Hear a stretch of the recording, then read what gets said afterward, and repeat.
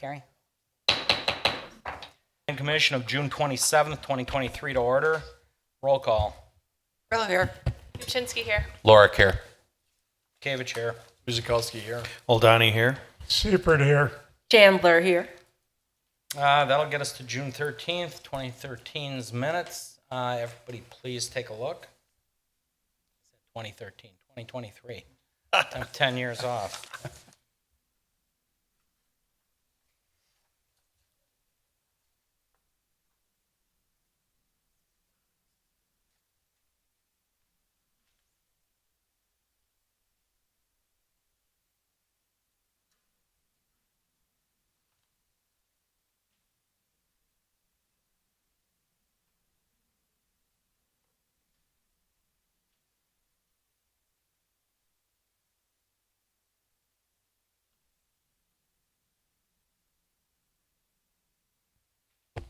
When you're satisfied, there's no discussion, errors or omissions. Motion, please. Seifert moves to approve the minutes of June 13th, 2023. Lorick seconds. Roll call, beginning with Dawn. Grillo, aye.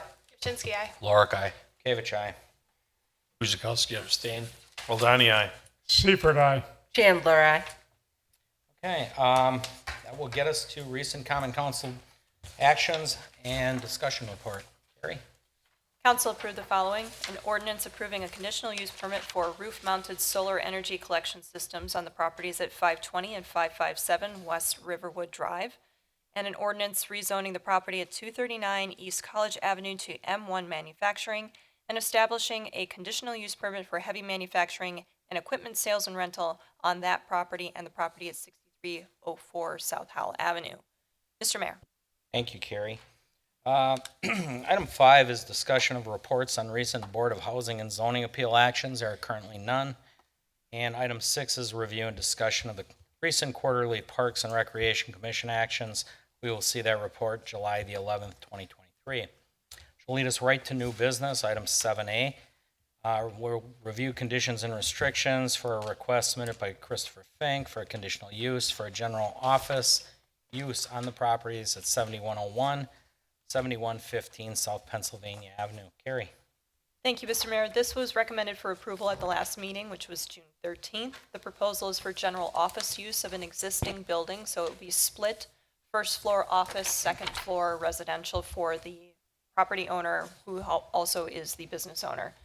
CSM combining those two properties was approved on May 2nd, 2023. The plan review that the Plan Commission had initially taken a look at is held to August 22nd to allow some time to go over a few outstanding items. But on the screen right now is a reminder of that proposed site plan, showing you what the intention for the use of the property for that office space is. No outdoor storage, and no customers would be coming to the property for the particular use. Turning now to the conditions and restrictions themselves. In section 2, it basically lays out all of the potential requirements for the conditional use permit for the property and into the future. So if there are any other site modifications or any other changes to the property, this just states what might be required in terms of permitting and review. That's pretty standard for any conditional use permit in the city. Under section 2G, it just reminds the applicant that they have to record the certified survey map that was approved by the council prior to issuance of any permits for the property. Landscaping and screening plan must be submitted for review and approval by the Plan Commission prior to the commencement of operations. And please note that there is an error. It's a holdover from a previous conditional use permit, so apologies for that. So it'll be commencement of operations for the business office use. Under section 3, we have site and use restrictions, maintenance and operation requirements, basically allowing the uses on the property for one general office use within the existing building and other B2 allowed uses. Also stating that a life safety plan is going to be required. Any new, new or modified accessory buildings or structures need to meet code requirements and be permitted. A maximum of 6 striped parking stalls shall be allowed on the property, in the location approved by the Plan Commission as part of site and building plan review. Any new or modified parking areas need to meet all applicable sections of the code. There is no outdoor storage. The 6 vehicles associated with the business need to be in those striped parking stalls. Landscaping and screening requirements per code, also part of the Plan Commission's review. Hours of operation for the business are between 9 a.m. and 5 p.m. Signs need to meet all applicable sections of code and be permitted. And then all applicable permits for the property, including but not limited to building, paving, grading, and erosion control, green infrastructure and/or stormwater, signs, lighting, and occupancies shall be issued as required prior to operation of the business and occupancy of the commercial portion of the building. Turning to section 4 under parking and access, basically stating again, parking is restricted to the 6 stalls for the vehicles associated with the business as approved by the Plan Commission. Access to the property off of Rawson Avenue is per the approved permit from Milwaukee County DOT, and any modification or relocation of the access drives, including the existing one, that would require compliance with all applicable codes and permitting requirements. And then parking and any modifications would require review and approval by the Plan Commission. Under section 5, lighting, basically any new lighting would have to comply with code and incorporate fully shielded and cut-off fixtures directed downward, maximum of 3,500 kelvins for that color temperature, and of course, that would require any electrical permits as needed. Under section 6, we have all of the required setbacks and dimensional requirements for the district itself. Under parking, we have the minimum 15 feet from the right-of-way for parking of those vehicles associated with the business, and then the transition and required landscape areas per code. Under section 8, which is the duration of the conditional use permit, limited to 2 years. Prior to the expiration of this conditional use permit, the applicant can come back for a renewal of this permit, and at that time we can discuss whether or not the 2-year time span is something that we can extend out. With that in mind, there is a suggested motion for Plan Commission consideration on the screen. Mr. Mayor. Thank you, Carrie. Before I go to the commission, applicant want to say anything or wait on questions? Okay, thank you, sir. We will start. Dawn, you want to start us off? Yeah, I have no questions. Ashley? No questions. Greg? First question, I don't know, Carrie, if you know the answer. I'm not too familiar if there's been other business with residential type buildings like this one. But as far as the parking, the 6 stalls for vehicles, is there a different setup for his personal vehicles, being that it's a residence, I'm assuming? Correct. There is an existing garage that would provide parking for the residential portion. Okay. Other than that, I know that there was a lot of discussion on the site plan, but I have no issues with the conditional use. Or sorry, the conditions and restrictions. So, thanks. Thank you, Greg. Chris? No questions. Don? No questions at this time. Fred? No questions. Chauncey? No questions, thank you. Okay. Just for me, Assistant Chief Havey, life safety, I know there were some big questions the last time through about our life safety plan, why we require it. Just want to get your intake from, Good evening, Mayor and Commissioners. Mike Havey with Fire. So this is a kind of a unique, it's a change from, it was a residence and now a business is going to take over part of the space. So what we require is just a life safety plan for employees there, or if, at one point, if they were to have public occupants that would be in the building. So it's a small space, but it still will require some level of a life safety exits, fire prevention measures such as a fire extinguisher, where it's located and it's signed. okay. So it sounds like they're in compliance because there was some pushback. During the, in the building permitting phase, they're able to provide that document that there is a life safety plan in place. Okay. So we haven't seen that still needs to be presented. Okay. All right. Thank you. Yep. Okay. I have no further questions. Is there any further discussion? Questions pop in mind? Okay.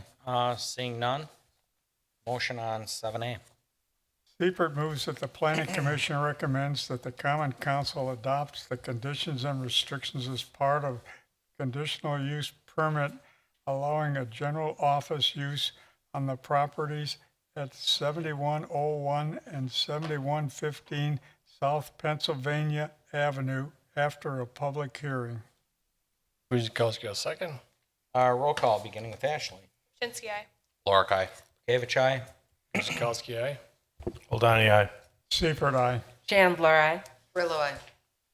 And 7B is a plan review, site building and related plans for the Oak Creek Residence LLC for the Royal Estates Residential Planned Unit Development at the properties at 9102, 9120, 9140 South 27th Street. Carrie? Thank you, Mr. Mayor. The current zoning for this property is RD1 PUD. RD1 is the kind of the two-family or single-family attached zoning district. And in a previous review by the Plan Commission and approved by Council on May of this year was a PUD for the residential PUD for the townhomes that we're going to be discussing tonight. A certified survey map was approved in July of last year, combining these properties. So even though we have multiple properties that are listed here, it is one combined property once that CSM is recorded. In the proposal, which has been part of this PUD and development proposal for many iterations of what's been presented to the Plan Commission, we have a total of 10 buildings, total of 36 units. They are split into two unit townhomes and 8 4-unit townhomes.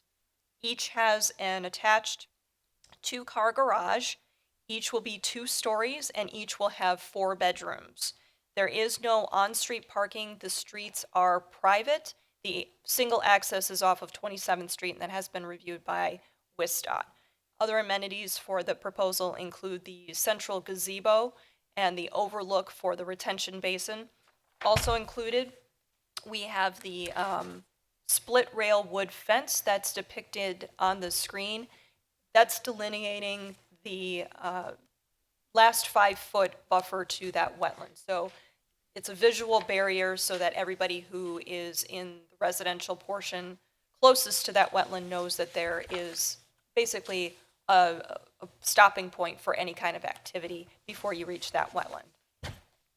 What's pointed out on the screen with the red arrow, that's the deceleration lane that is being required to be installed per WISDOT so that the access works for this particular property. As presented, all of the homes conform to all the setback requirements, dimensional requirements, etc. The monument sign, which is shown, it's a tiny little red box here on the bottom left. We just need to make sure that that proposed location is outside of all easements. Wasn't quite clear whether or not it was entirely outside of the, I believe it's either a sanitary or a water easement on that south side. Wetlands are also shown on the property with the retention basin in between. There is a walking path that is an unpaved walking path, and the one part that was in the PUD that is not shown on the plans, which will be required, is a pet relief area that just needs to be put somewhere on the plans. In the aqua color along the north is the 20-foot wide woodland preservation easement area. That's where most of the tree preservation is going to be incorporating also buffer area for the residential portion to the north. And that's shown in the proposed landscape plans here on the screen. Also showing proposed landscaping along 27th Street. As was recommended before in excuse me, the review of the planned unit development, just need to make sure that all of those proposed tree locations are outside of rights-of-way and easements, just to make sure that everything is where it should be, so they're not encroaching on any of those right-of-way areas. We also are requesting that the split rail fence that's shown for the landscape or the wetland buffer appear on the landscape plans as well, just to have some uniformity and consistency amongst all the plans. It should be shown.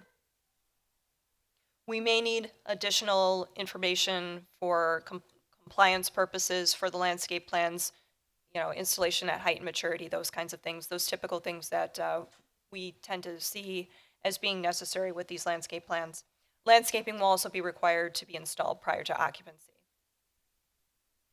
Now, the landscaping that's shown on the next couple of slides, these are the plantings that are proposed around the units themselves. We don't have any specifics with regard to code requirements for these particular buildings, but the landscaping will be required to be installed before they are occupied.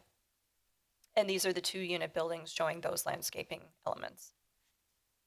On the screen now, in the next couple of slides, are the elevations for the buildings themselves. We're going to be going between 2-unit and 4-unit. They have 3 different models. The materials for most of these are pretty much incorporating the same kinds of exterior materials, including hardy plank cedar shake siding, hardy plank lap siding, architectural shingles, brick or stone wainscot base. And for 2 of the models, or 2 of the models, there will be incorporating hardy architectural panels in addition. And brick and stone veneers must be a minimum of 3 inches per code. So these are the other elevations for the buildings. These are the sides. And these are the front elevations and the rear elevations for the 2 units. Side. And then the 4-unit buildings, this is the front, rear, side. And when we say rear, rear is kind of relative to where you are in the development. All of the garages are going to be facing interior to the site, with the exception of the south, I believe. Actually, I think the north too, but it's basically, it's oriented toward that interior ring road. So if we go back, bear with me. So the access points are all off of that ring road, but that northern buffer area will be providing a little bit of distance there and some screening. To the south is an existing multi-family residential development, so there's no buffering requirement there.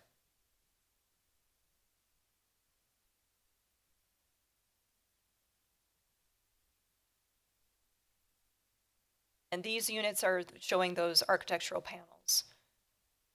So on the screen now, in the next couple of slides, are some renderings that we've seen before of the different models. So this is a 2-unit, 4-unit, 2-unit, 4-unit, and finally the last model 2 and 4.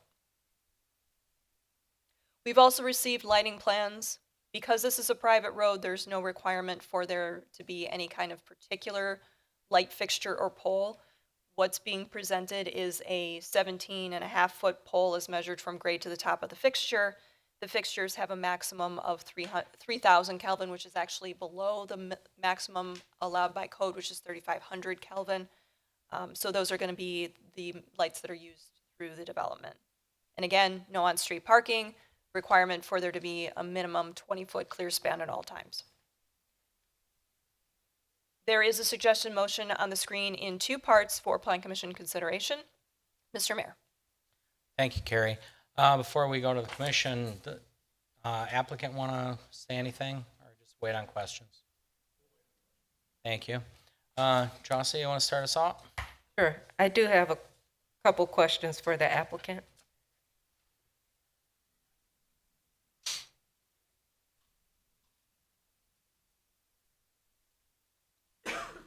Hi, Jason Christensen, Nielsen Madsen and Barber, civil engineer, 1458 Horizon Boulevard, Racine, Wisconsin. I just wanted to follow up on the applicant addressing the water and sewer utility feedback. Yes, we've been working with the water utility. We do have an updated set of plans into them right now, so we're just waiting for additional feedback. Okay, and then also, could you share the locations of the split rail fence along with the pet relief station? Yeah, the split rail fence is just going to be on the west side of the wetlands. It's shown there highlighted in purple. So basically between the easternmost buildings and the wetland there, just to provide that visual barrier between the residences and the wetlands. The pet relief area, really, we were picturing more of a just a waste station, if you will, those kind of pre-made garbage bags, waste bags and dumpsters. We'll have that probably somewhere near where the trail comes up to that private roadway, just so people, as they're leaving the trail, have a place to dump that when they come back. Okay, thank you. Okay, Fred? Yeah, do you have sprinkling systems throughout all the units? Yes, every building, every unit will be sprinklered. Sprinkle. Okay, thank you. Don? No questions. Chris? This falls in my district, and they've been working with the staff well, so thank you very much for all that you guys have been doing. I have no questions. Thank you. Greg? In the conditions and restrictions 3D, talks about the bylaws for condominiums. Has that been submitted already? We do have a copy of the bylaws. Whether or not that's going to be the final document, I'm not sure. It does speak generally to what the requirements are in terms of the maintenance requirements for the common areas. I'm not an attorney, so I can't really give any kind of legal advice on the bylaws, but we do have a copy of the at least draft. Okay.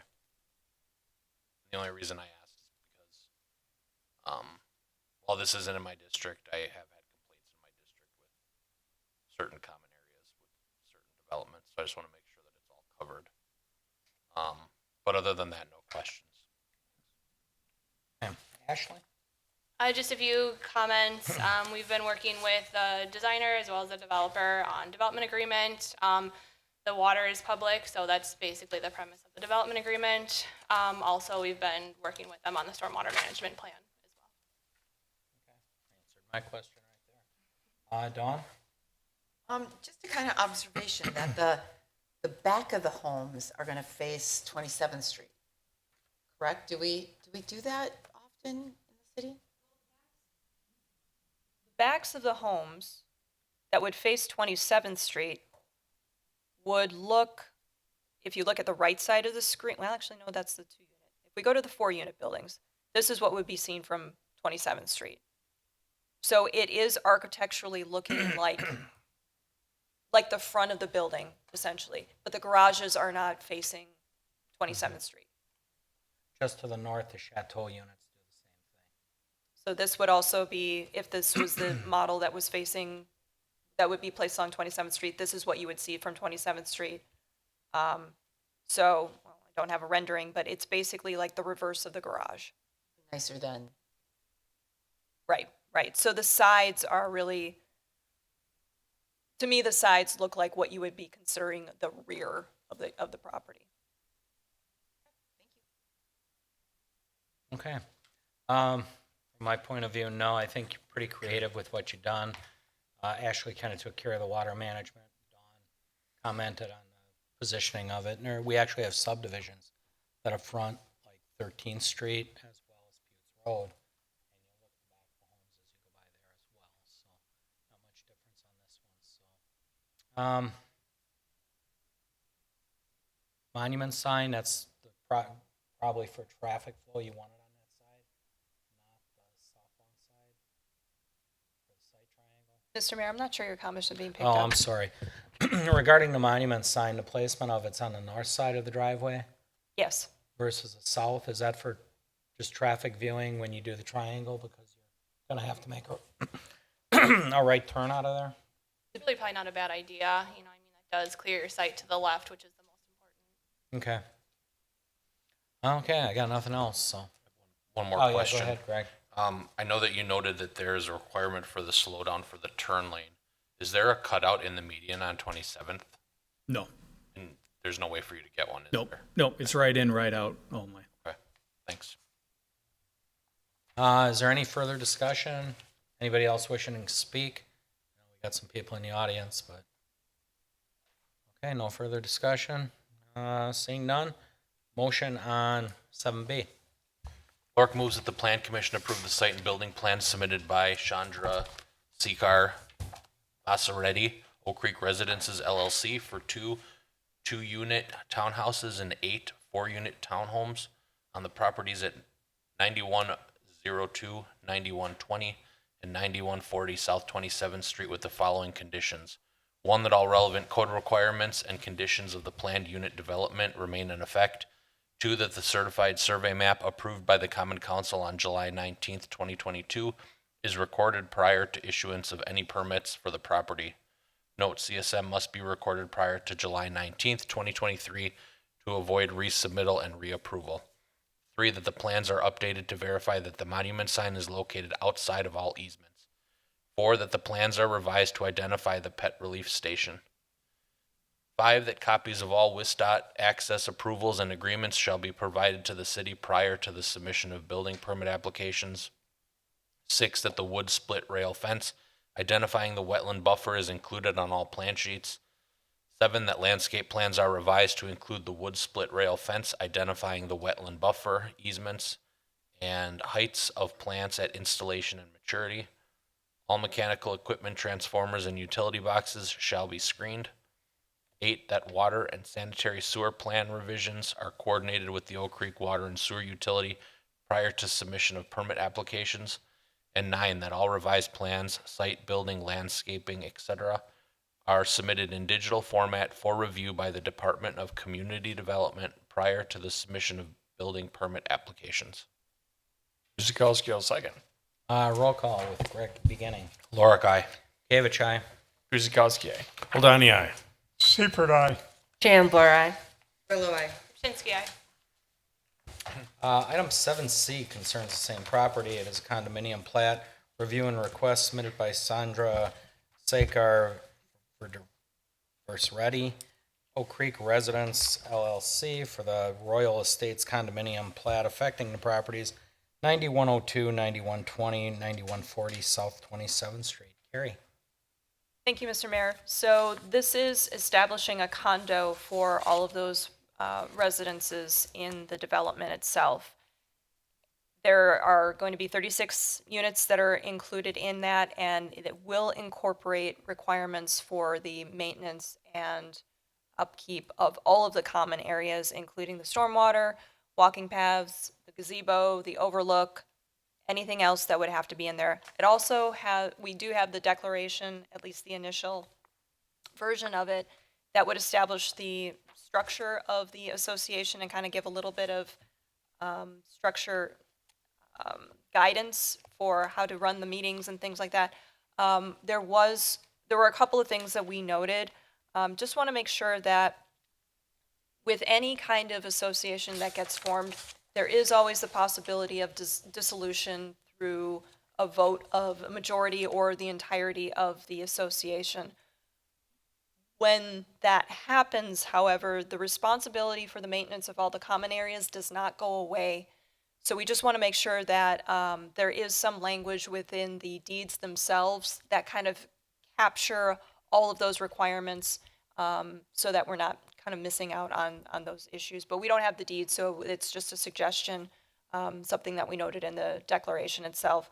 Also, the condo plat, it was pointed out that there are stormwater easements that are shown. Just want to make sure that it's clarified that those are private easements and the responsibility therefore is for the association.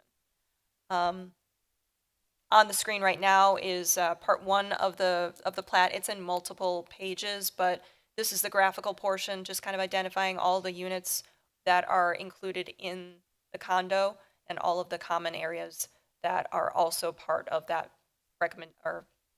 that association. So on the screen is a suggested motion with conditions for Plan Commission consideration. Mr. Mayor. Thank you, Carrie. Once again, if the applicant wants to just say a word or just wait on the questions. Thank you, sir. Dawn, want to start? I got nothing. Okay, Ashley? My only question is what Carrie had stated, that shown on here, labeled by the letter C, is that stormwater easement area, just verifying that that is going to be private, not public. That it? Yep. Okay, Greg, No questions, thank you. Chris, No questions. Don, No questions. Fred, No questions. Chauncey? No questions, thank you. Okay. I got just a couple. Carrie, maybe you can take care of these and clarify, 'cause each one kind of operates a little differently. They're not going to have a common dumpster here, so garbage pickup will be done by the city or a private entity. Oh, I should have been prepared for this question. I apologize. By the looks of it, it looks like each condo unit will get bins. Because I don't see a common dumpster. Correct. There's no dumpster, and since it's residential and it's not a multifamily residential, it is a condo situation. My understanding is that other condos within the city do have city pickup. We will have to verify that, though. Some do, We'll have to verify. and some don't. Yeah, Some we'll have to verify whether or not this one would qualify or if it would have to go to private. So in those documents, if they Trash dissolve, collection was not mentioned in the declaration. okay, we should probably make a note of that. Okay? As well as the common areas, which would probably be on 27th Street, which would be theirs to maintain, which could be inheritable by the city, much like we had boulevards written in one condominium agreement for them. For the condos, long story short, folks, we had boulevards in front of the condos. It was the homeowners association's responsibility to take care of that. And then they, as time went on, they said, we don't want to do it. There are no islands that are proposed. Understood, but there's still an easement on 27th Street. That's theirs, correct? That the homeowners association would take, where the back of those homes are, the facing 27th Street. Oh, that's not an easement, that's their property. That's their property. Yeah, So they'd still be responsible for that lawn care or whatever it looks like. yes. The setback of 60 feet does include their property. So we would take care of that by ordinance. They would take care of that. They would, but if they failed to, we could enforce it through ordinance. Through weeds and the Okay. typical. Okay, and then lastly,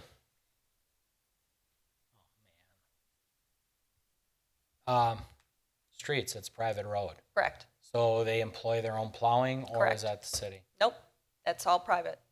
Okay, Maintenance responsibility is of the owners association. So that is not going to be publicly maintained in any way. okay, and then I'd like to invite Assistant Chief Havey up again. As we get into these different homeowners associations, they all vary depending on the wants and needs of each one. Fire, is there anything specific you guys have learned that we should be looking out for in this agreement? Again, Mike Havey with Fire. So with our condo associations for inspections, we try to keep the records updated because there are changes within those associations or who those leadership groups are or how they're organized. So it's just a matter of we need to manage those through our code inspections. So that just takes a little bit of diligence on our part to make sure we have updated contacts so that we can schedule inspections of fire suppression systems. Okay, thank you. Yep. Those are my only comments, things we've learned in the past. So, any further discussion, questions, comments? Okay, motion. Guzekowski makes a motion that the Plan Commission approves condominium plat for Royal Estates condominium for the property at 9102, 9120, and 9140 South 27th Street with the following conditions. 1, that all relevant code requirements and conditions of the planned unit development remain in effect. 2, that the signature page is updated to include the Plan Commission Secretary. 3, that the CSM is recorded prior to the recording of the condominium plat. And 4, that all reviewing agency comments, if any, are incorporated as required. Seifert seconds. Okay, Seifert on the second. Bukevich, aye. Guzekowski, aye. Oldani, aye. Seifert, aye. Chandler, aye. Pillow eye. Shinsky, aye. Lorick, aye. And that'll get us to 7D, and that is a plan review. Review site, building, and related plans submitted by Nick Young, F Street, OCLV LLC for the Lake Shore Commons Clubhouse on the property at 4005 East Lake Vista Parkway. Carrie. Thank you, Mr. Mayor. Plan commissioners will recall back in March of 2022 that the clubhouse plans and amenities were reviewed and approved by the Plan Commission. Since that time, there have been a couple of revisions based on various factors, and the economy being one of them, that have required some amendments to both the clubhouse and the property itself. For the most part, the overall plans are not changing much. But the architecture did change, and there were a couple other variations to what was originally approved. It still includes a patio. It still includes an outdoor pool. The parking has not changed, and they still do have a trash enclosure, but there are some changes that do require Plan Commission review. So on the screen right now is the revised site plan, and we're talking about just the area in yellow. Those ball courts are not in this scope, nor were they in the previous review. So parking lot, still at the northern side, northern portion of the property, still for 11 vehicles. And the trash enclosure, while it's been oriented and changed just a little bit, it's still in the same location. Excuse me.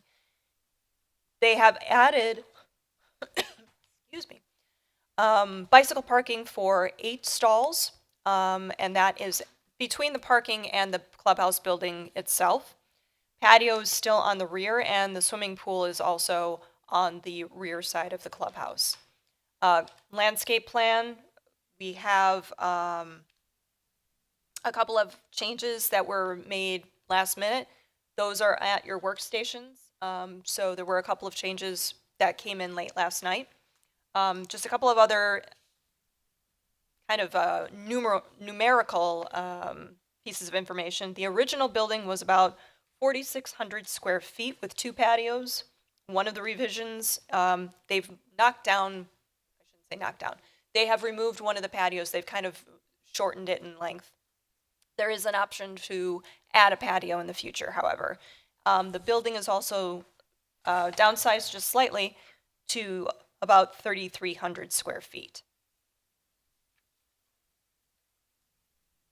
They do also show landscaping basically around the building and the perimeter of the pool. The pool is enclosed, as is part of the patio area, with an aluminum picket fence.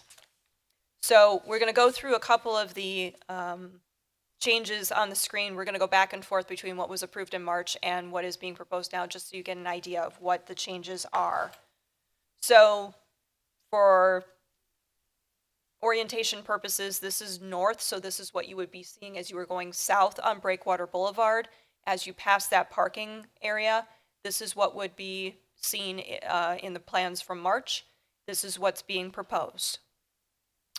Similar building materials, by the way, as was previously shown. So those are wood look siding, engineered wood vertical board and batten siding, brake metal panels, aluminum storefronts and window systems, asphalt shingles.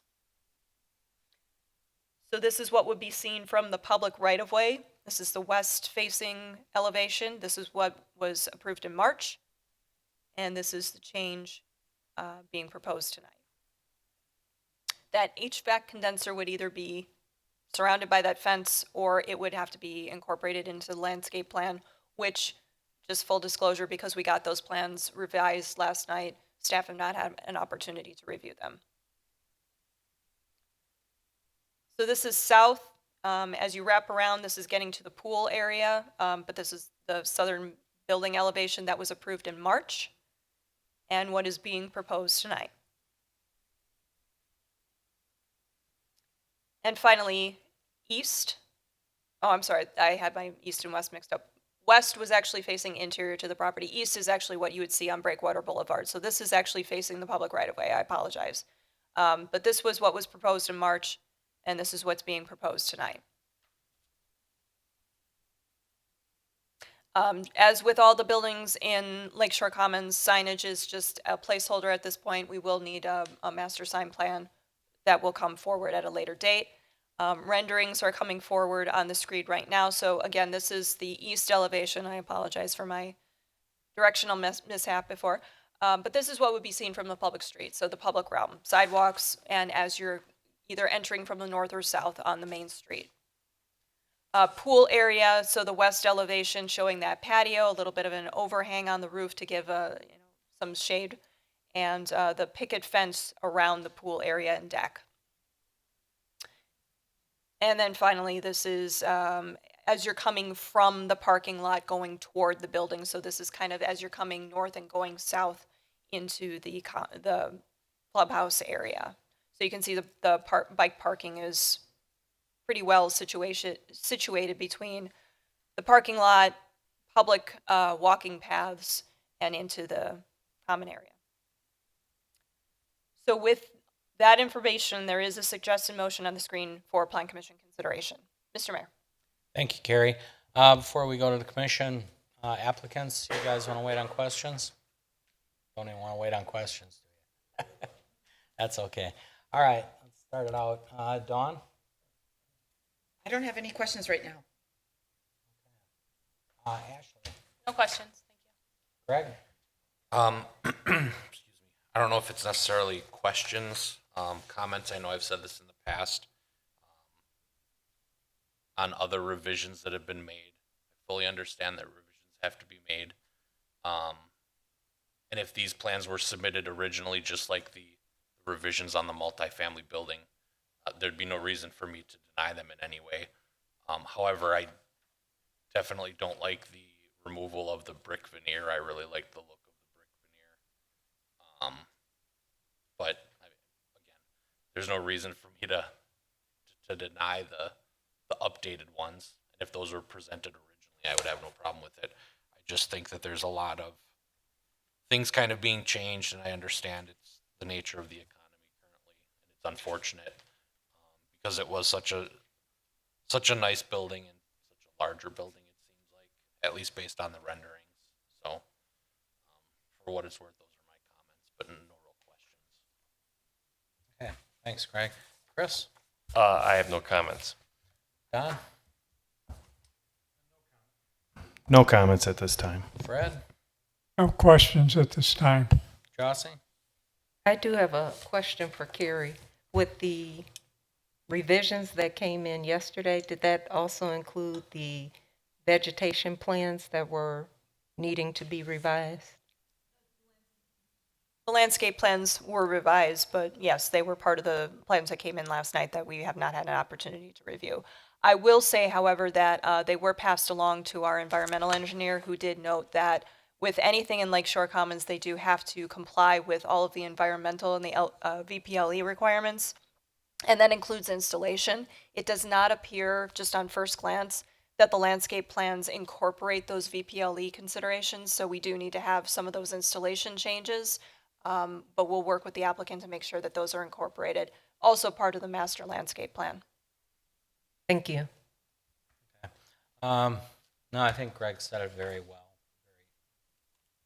Very on point with that. As far as the patio area that's not going in now, I see you got it kind of hash marked off in the plan. It could possibly go in the future. What's going to happen there for the time being?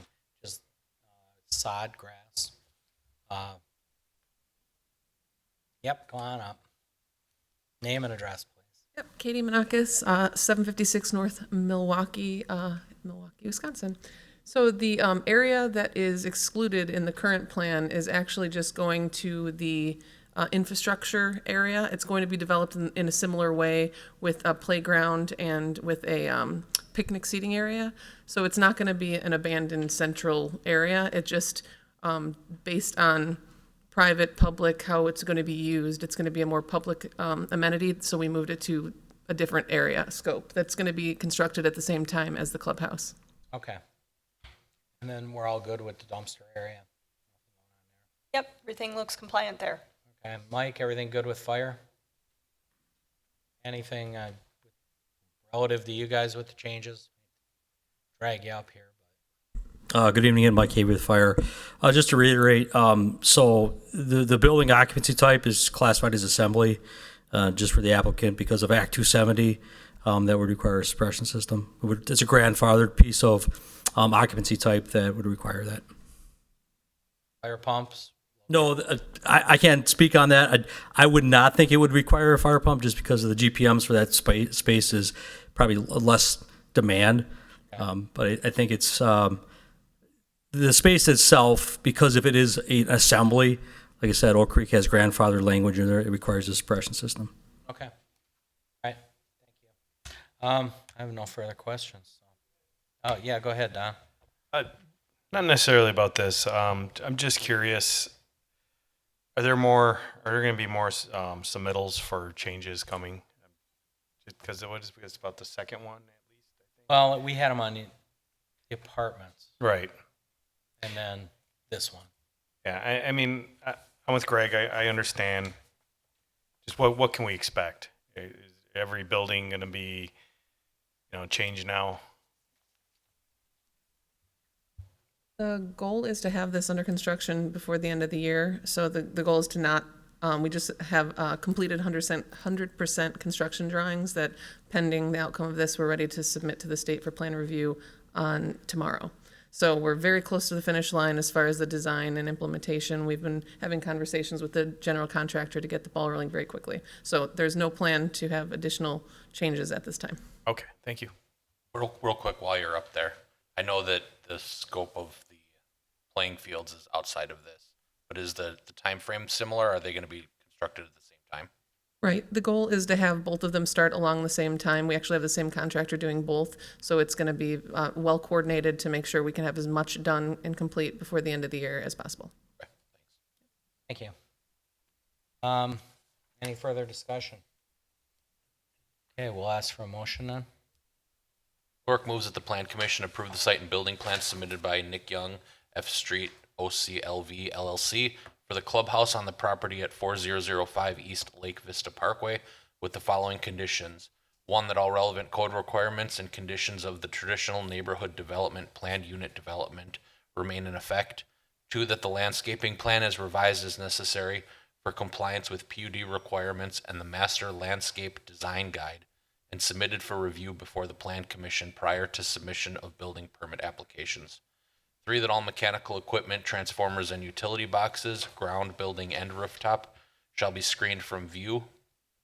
Four, that all revised plans, site building, landscaping, etc., are submitted in digital format for review by the Department of Community Development prior to the submission of building permit applications.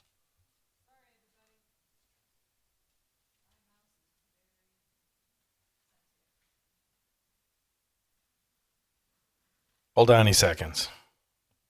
Okay, roll call. Would you start, Chris? Guzikowski, aye. Hold on, aye. Seibert, aye. Chandler, aye. Grillo, aye. Chinsky, aye. Clark, aye. Gavich, aye. And item 7E is a signed plan review submitted by Nick Young, F Street, OCLV LLC, for Lakeshore Commons Development Monument sign on the property at 4005 East Lake Vista Parkway. Carrie? Thank you, Mr. Mayor. So keeping with the same development, we have a request for, and let me make this clear, it's actually 2 out of the 3 proposed monument signs. We cannot actually recommend approval of the 3rd monument sign, and it's not in the scope of what they're asking for tonight anyway. They just showed it to show where the future might be. But because it's in a future phase, they're only asking for 2 of the signs tonight. So we do have 3 locations, 3rd is a future. We do have a requirement in the PUD for a master sign plan, so even though we're moving forward with review of these monument signs, they will be incorporated into an overall master sign plan for the development. That'll include wayfinding signs when they're available, signs for the buildings, etc. So on the screen right now, the yellow and red boxes are the 2 proposed locations. Right now, in the yellow, we have 1 monument sign, and this is at the northwest corner of the development itself. The location has actually changed from what was in your packet, so you do have revised plans at your workstations. This is showing the location that was approved by engineering to ensure that it's outside of all those easement areas. One point of clarification, though, if this particular location does incorporate the footings for the sign, then it's fine. However, if it does not include the footings, then it needs to move southeast 2 feet, so the offset dimension is 8 versus the 10 feet. That's for the applicant, just so that they're aware. Next will be the southern sign, which has been revised to meet the setback requirements, a minimum of 10 feet from those right-of-way locations. So that has been revised from what was in the packet, so that will also require the revision of the motion. Landscape plans, again, were revised, but we have not had an opportunity to review these since they came in late last night. We also need to make sure that these landscape plans, as per the previous comment, are in compliance with those VPLE installation and maintenance requirements, as well as the master landscape plan. On the screen right now are the proposed signs. The design of both the signs are the same, size is the same, board form concrete base with the wood look material and the lettering in the center. The proposal did have uplighting, although we are working with the applicant to kind of identify if there are any possibilities for that to either be a downlit situation or possibly halo lit with the lettering. Those are things that we're kind of working through to see if maybe we can find an alternative to the uplighting. And again, we did receive revised landscaping, so what's shown at the base here is just a placeholder. And this is what the rendering of those signs would look like. We don't have any secondary signs as were called for in the PUD just yet. There might be some forthcoming in the future. That would be part of the master landscape plan. So, suggested motion on the screen. We do still want to make sure that sign 4 is not included in the approval. Condition number 3, we'll keep that in there just to make sure that we have everything compliant with regard to the footings and the location of the sign. Condition number 4 can be removed because we have revised location that meets the setbacks, and then everything else should be okay. So whenever anybody makes the motion, condition 4 is removed. Mr. Mayor. Okay. As usual, applicant, you just want to wait? Okay. Chauncey? No questions, thank you. Fred? No questions. Don? Yep, one question, I'll start with Carrie, the lighting. Now, I just want to make sure I heard you right. You're not approving the uplighting from the ground like as it shows there? It doesn't need to be included in the approval per se. We're just working through alternatives to see if maybe there could be something that would be a little bit better than uplighting. Okay, that's it, thank you. Chris? That looks good to me, thank you. Greg? I apologize if I missed this, but looking at the packet, Exhibit 8, are these original, these blue and white ones? Those were concepts. Okay. So both the signs are, I know the concept has a small sign. Both the signs we're approving are these larger ones? Correct. These are Okay. primary. They're also at the entrances to the main entrances to the Okay. development. So we're in support of the primary. Well, I guess just a comment, I like the proposed signs better than the conceptual ones. And I appreciate they're a little bit smaller than what the conceptual ones are, so I have no problems with this. Ashley? Nothing further from engineering. Thank you. Nothing for me. No, I'm fine with them too. Whichever way you decide to light them, they should be lit in some way, shape, or form. So I guess that's really up to the applicant. You guys figure it out. I know per se they don't put an address on there. There's multiple addresses. Is that something that like, if that one's sitting on Depot, is that Depot No, it's like Vista Boulevard or like Vista Boulevard? Should it, or Parkway, sorry. or Parkway? Should it have like the 100th block it begins with? Is that common? We do have developments that have the addresses in them. However, when we get to situations like this, and we've actually had conversations, the assistant fire chief and I, with regard to whether or not having the addresses on the monument signs like these really does any good for either identifying or emergency services response. Because we have multiple addresses that are within the development, which address do we put on there? We've had that conversation a couple of times.